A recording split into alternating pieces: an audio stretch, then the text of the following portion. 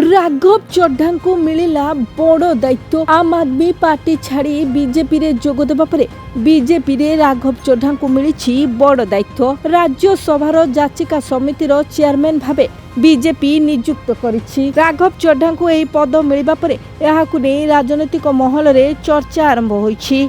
राज्यसभा सचिवालय तरफ जारी होइथिबा अधिसूचना मुताबक राज्यसभार सभापति सीपी राधाकृष्ण चलित मास 20 तारिख रे प्रभावी नुआ समितिर पुनर्गठन करछन्ति। एही क्रम रे राघव चड्ढा को समितिर अध्यक्ष भावे चयन करा जायछि। तेबे राज्यसभार जाचिका समिति संसदर एक गुरुत्वपूर्ण समिति भावे गणना करा जाए। एही समिति साधारण लोकंको जाचिका और अभियोग उपरे विचार करिथाए।